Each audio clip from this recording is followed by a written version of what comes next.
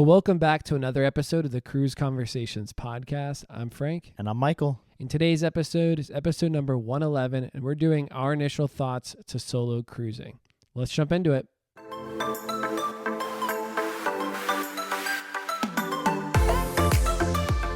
All right, well, we're back for another episode here today. We're going to start off with some cruise news today.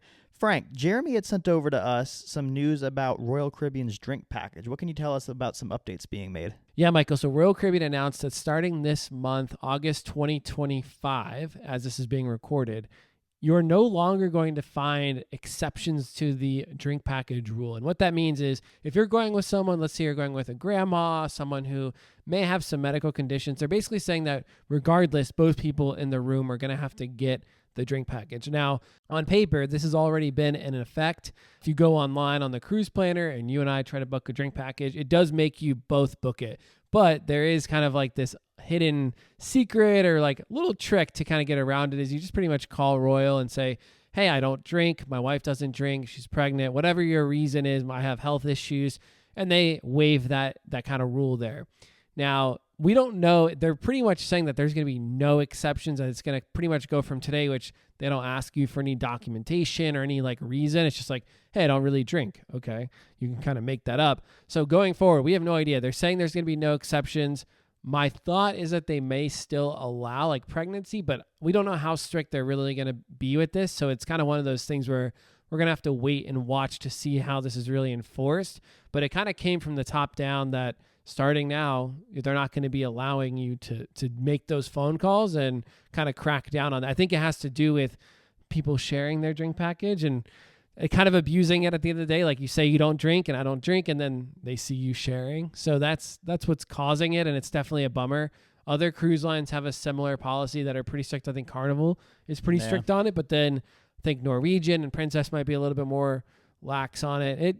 We'll see. It's one of those things that will just continue to evolve, but I get it. I mean, if people are sharing their drink package, that's not what it's for. So at the end of the day, they're kind of ruining it for the people that are doing it the right way. Michael, what else is happening in the cruise world this week? Yeah, Frank. So the next piece of news we have for today, Norwegian announced they're actually transferring the Norwegian Sky from the fleet next year. This is the first ship they've sold off in 17 years, almost 2 decades.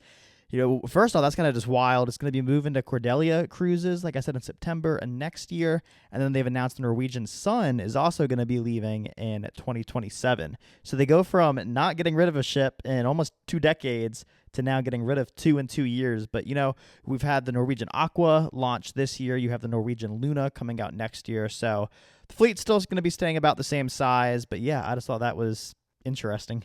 Yeah, and it's what's interesting with cruise ships is like there has to be a buyer, right? So there has to be someone that's looking at those and saying, hey, I've got a really cool idea to make it something fresh. You look at the Islander and you look at some of the Margaritaville ships, you see that happening, but it has to be like the right buyer. It's hard to like negotiate deals like that. Like you're buying something that's so massive, hundreds of millions of dollars. And even with the renovations that they're going to have to do, it'll be interesting to see what Cordelia ends up doing with that.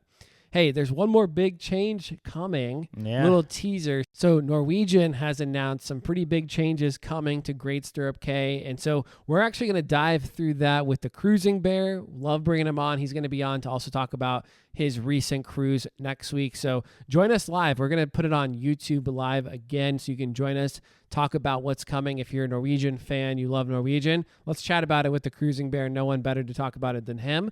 Join us on the 9th, so August 9th on YouTube. Just make sure, we're going to probably do the morning. We haven't ironed out the time specifically, but make sure you subscribe, turn on that bell, and just check in the morning with us. You'll see it posted there for the exact time, and we'll have it on social media as well. So awesome. Well, Michael, this is going to be a cool topic, where I'm excited to dive in. This was actually a listener requested topic. So shout out to, I think it's Garmp01, maybe on YouTube, I think suggested this one.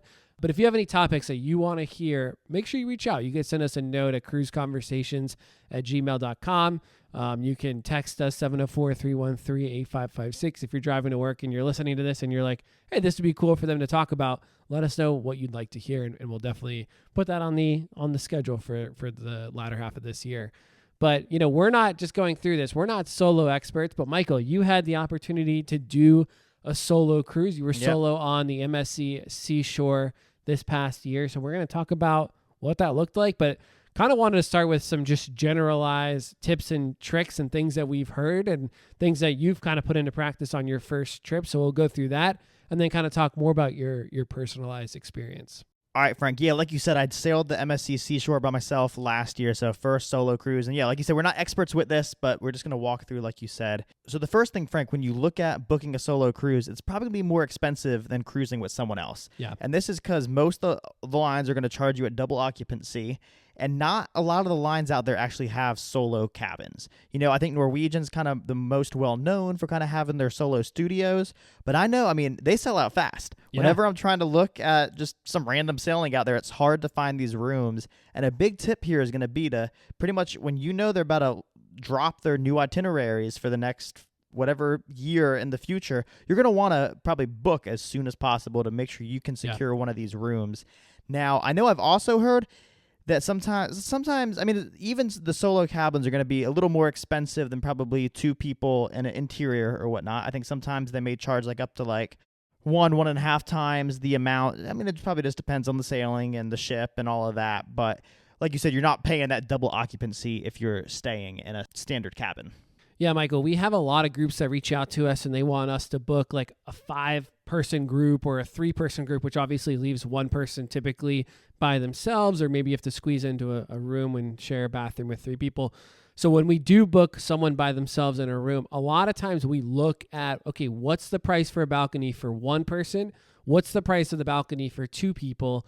And then we subtract the port fees, because when you book for 2 people, let's say I'm going by myself and I book a balcony for 2, what they'll do is we sometimes put a fake guest in there, a fake name. And what they do is when you show up to the port, you just say, hey, my buddy Michael, I put him on the booking. He was never coming, but I put his name on there. And when you don't show up, Michael, they'll refund me your port fees, which are usually around $100, $200. So when we do the math on should you book solo in a room by yourself, or do we put a fake name in there, usually we run that number and see what makes sense. And a lot of times with Royal, for example, or Celebrity, it actually might be better to book for 2 because of the group rates. So you get the group rates, which are the rates that are held for years, usually a year plus, that are those best prices that you possibly could get for that cruise. Typically, you get that rate with 2 guests. Now, if you book for 1, you don't get that rate. So sometimes it just makes sense to put 2 people in there. So yeah, it's a good thing to call out the price because, it usually is more expensive.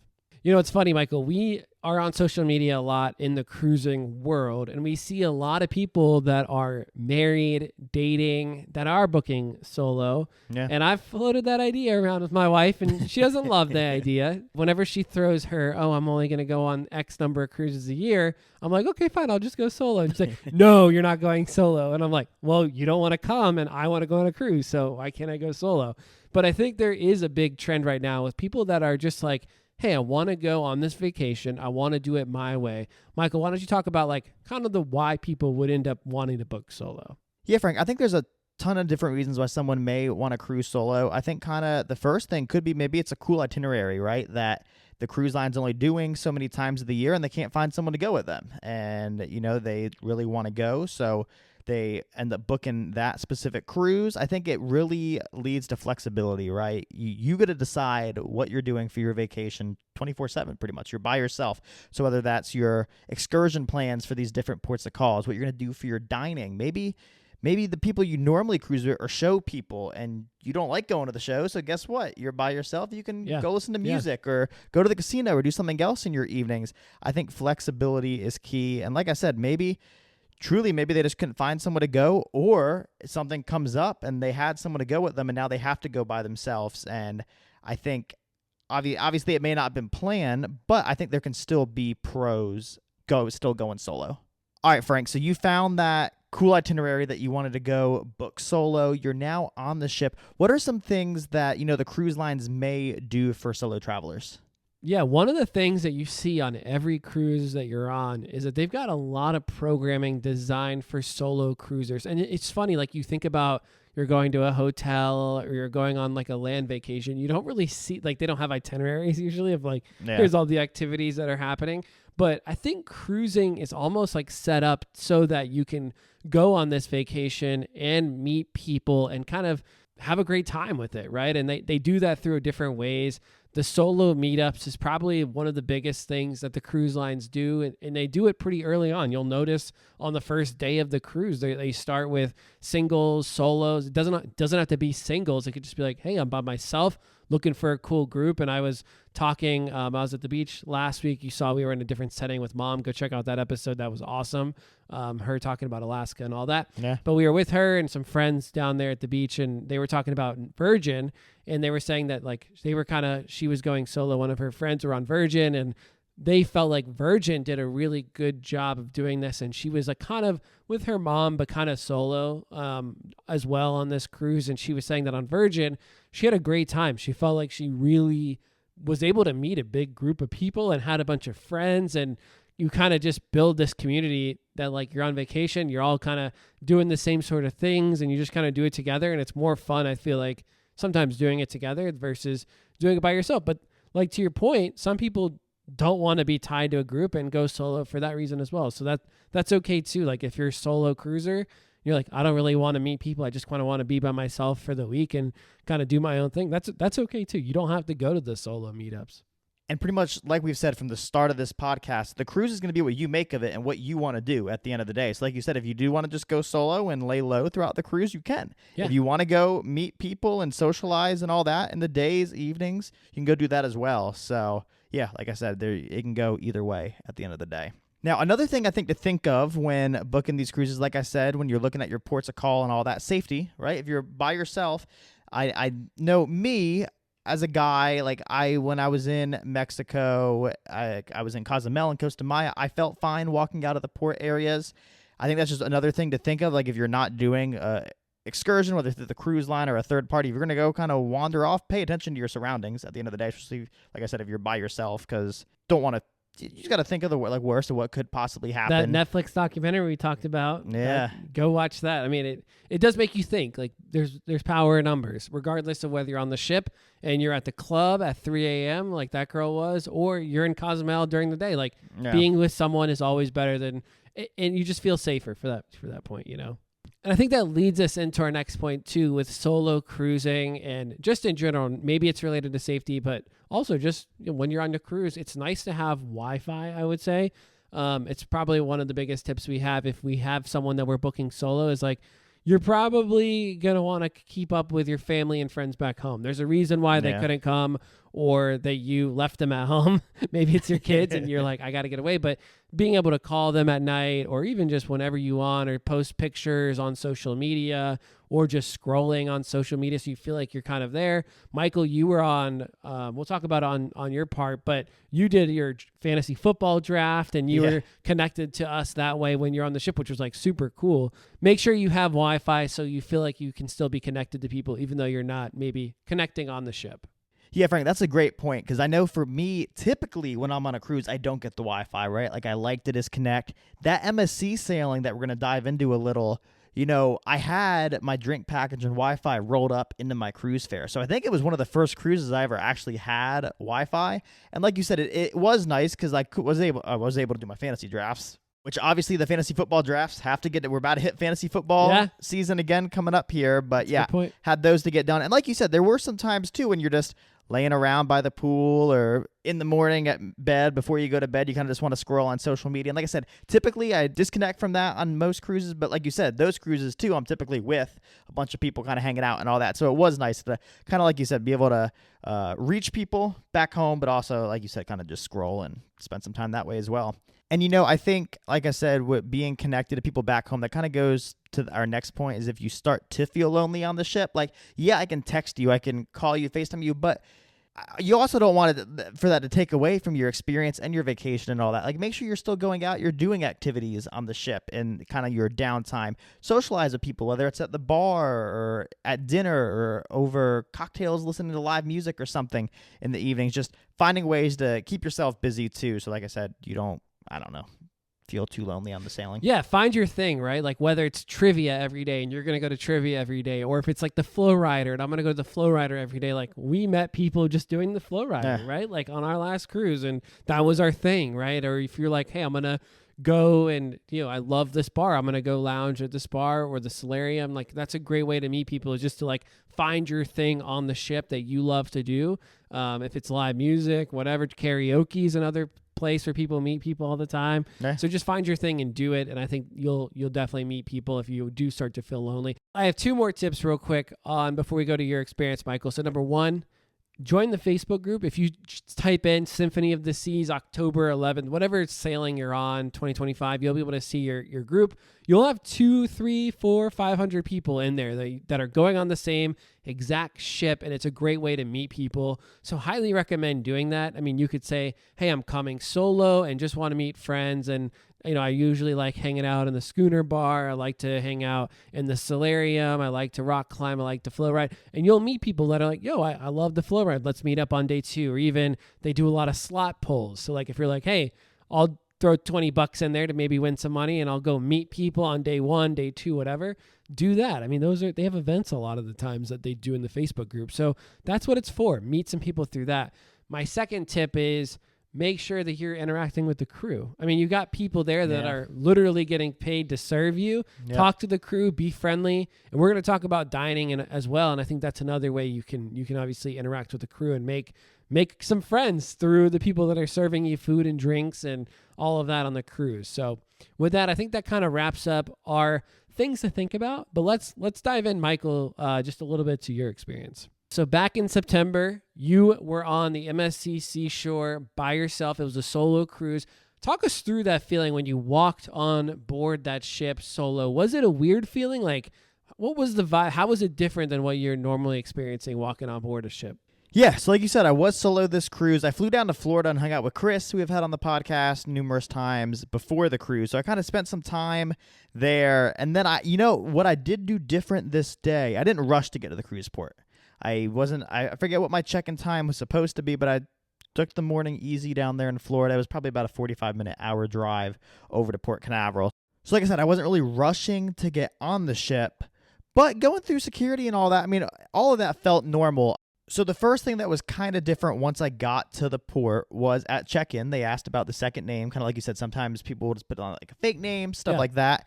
And I was kind of just like, oh, no, they couldn't make it. Something came up last minute, and they were kind of like, okay, type thing, and still kind of checked me in, and I was good to go. I think they had mentioned that the other card was going to be deactivated once I got the cards at the stateroom. But outside of that, there wasn't anything too different at check-in or anything. So at that point, I was just off onto the ship. And no, nothing felt weird about it or anything when I walked on the ship. Honestly, it was a new line for me, a new ship class, everything. So I think I was kind of just trying to take that all in. And like I said, yeah, it was solo and by myself. But yeah, overall, it was a smooth check-in and first day on the ship. Was there a moment where you were like, I mean, at first, I think there's probably like, okay, this is a bit weird. I don't need to be like talking to someone else about what they want to do and trying to coordinate schedules. I'm going to go this, you're going to go to the spa, I'm going to do this. But like after that kind of wore off, was there a moment where you're like, wow, I'm actually like enjoying this flexibility of being by myself? So I'll say the first day I really felt the flexibility was that first morning waking up. So like I said, I had a drink package on this sailing. So of course, I mean, it's new ship. I got to start trying out all the bars. Went to the club that first night. It's probably the latest night. I mean, it was probably one of the most crowded night because I think the like main theme party started there. Then people eventually kind of trickled out as the evening went on. But I was up pretty late. So that first day, I mean, I was in an interior room. I think I slept until 10:30, which on a normal cruise with people, I never do. Because like I said, we have to get up. We got to go to breakfast. We got things to do. But I think that was the first time I was like, kind of woke up. I was like, wow, yeah, like I can take this at my own pace. And kind of like we said at the start, you have the flexibility to decide what you want to do when. And so I think there was like a morning or two, for example, I kind of missed breakfast and went to like brunch, lunch in the main buffet. You know, that's an interesting point. I was thinking about this because my wife and I, we are different in the way that she likes to get up really early. And I was like wondering if she went on a solo cruise, I bet she would be the opposite. Like, I think she sleeps in because I'm sleeping in and goes to bed later because I'm going to bed later. But I could see her going to bed early if she was by herself. Like, say she'll be in bed by 9, whatever. Okay. And then she would be up at like 5 a.m., do her workout, like maximize the ship with no one else on it. it's just funny that like you mentioned that, because I think both ways, right? You can be an early riser versus having someone in your room that's like sleeping in, similar to that. Yeah, and I think kind of going over like kind of you said like the flexibility, how she may take it. I found myself too, especially during the like I wasn't as go as I typically was, which is also kind of odd because it's like I could have if I wanted to. I mean, it's just me. If I want to go bounce around to all different things, I could. And some days I did, but I also found myself kind of just relaxing more, kind of just laying out at the pool. I brought a book that I kind of just read throughout the trip, whether on the ship or at Ocean Cay. But I still found time to do things I liked. I hit up the water slide plenty of times. You said you went on that thing like 100 times in a row. Dude, who who would come with you on a cruise and let you do that? They'd be like, I'm out. I'm getting out of here anyways. Yeah, I'm going to do something else. But went to like food demonstrations. Like I still explored the ship and everything. I don't want to make it seem like I'm just laying at the pool all day. But like I said, still had the flexibility during the day to pretty much decide what I wanted to do. All right, so let's talk a little bit about dinner now and the dining setup, right? So you have a couple options when you are cruising solo. You can either sit in the main dining room and say, hey, I want to sit with other people, right? I think that's the misconception, is that like if you're solo, you're going to be having to sit with other people. But you could do that. You could also sit in the dining room and say, I want a table for one. Like you can say, I want to sit by myself. Like I want a table by myself. You could do that. You could eat in the buffet. Like you could just say, I'm going to go walk to buffet, or maybe instead of buffet tonight, I'm going to do Sorrento's, or I'm going to do something that's a quick grab and go casual dining. Or you could do specialty dining by yourself. I've seen a lot of people when I do specialty dining. I've seen like numerous people, even on Icon of the Seas, that were sitting next to us that were by themselves. They were working or they were just kind of on their phones, and that's totally fine too. So talk us through, how did you approach kind of your thoughts on dining, and how did that work for your cruise? Yeah, Frank, I think this is a big one. I was just sitting down with a friend at lunch today, and he was asking what we were talking about today, and I said solo cruising, and he too was like, he's like, I think I could see myself doing a solo cruise in the future, but he's like, I think dinner time's the time I'd be most nervous about. He's like, just the thought of having to sit with, like you said, a large group of other people. And honestly, that was kind of my thought going into it too, right? Frank, I think the first thing I could have done was when I got on the ship, go to the dining room and actually ask what my dining setup was. Because like I said, I went into it when I knew I was going to be going on this cruise solo. I was like, I just want to sit by myself. I don't want to, like you said, I don't want to sit with other people. I don't want to interact with other people. So like you said, I should have went to see what the setup was. I didn't. I showed up to the dining room at, I think it was like early dining, like 5:45 each night or something. And I showed up and they walked me towards this table. And I'm like, oh, this table looks like a big table. And I forget if I was the first one seated or if there were some others seated there before me, but it was like a 8 or 10 top. I was like, all right, we're going to see how this goes and may or may not be back here tomorrow night. But I will say it ended up becoming one of the things I look forward to each day. I think the first couple of days it was me and a group of 3. And then I think we had a group of 2 kind of added on, like night 3 or 4 for the rest of the sailing. And I think, honestly, throughout the day, you may not be talking with people as much, especially when you're at the ports of call. It's like, yeah, I'm out doing my own thing, but I think it was cool each night coming together and kind of talking about what everyone did for the day. And you had no idea what they were doing. Like you were just like, oh, you're doing this. And it was just like completely like a surprise of what they did, because they're not part of your group, right? Exactly. Yeah. So yeah, just hearing what each other did. And then I know the day in Cozumel, I saw them when I was walking past Senor Frogs. They were sitting there getting ready to start their day there. I was going to a little local Mexican joint. And then, yeah, so I think too, from that aspect, it's like, well, I made friends with people at dinner. And then I don't know. We talk about it all the time. Once you see someone like once, if you stand out once on a cruise ship, you're probably going to get seen all the time by people. But like you said, this was the thing I was most nervous about, and it ended up being, like I said, one of the best parts of the sailing. Now, I have a question for you on this topic. Let's say you walk to your table, or you're at your table and you're eating, and you look over and you see someone that's eating by themselves. Like, is your reaction to feel bad for them, or do you feel like, hey, that's kind of cool, like they're cruising solo? Like, kind of what's your gut reaction say? Because I feel like there is like this kind of culture where like we're thinking, oh, I kind of feel sad for that person. But at the end of the day, there's a good chance they chose to come on this cruise by themselves.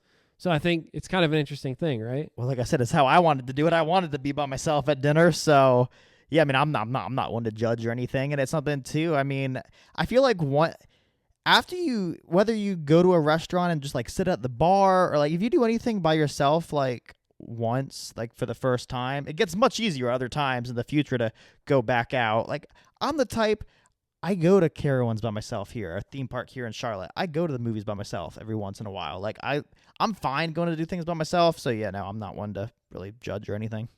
All right, let's talk about, is there anything that you would do differently next time? Yeah, I think there's many things I could do differently next time. You know, like I said, this cruise I had 3 fantasy football drafts. So that was 3 evenings where a bulk, I mean, fantasy football drafts go hour and a half, maybe up to 2 hours, depending how slow people are picking. Yeah, that's a long time. Sorry about that. But I mean, obviously that did take out a good amount, like a good chunk of some of those nights.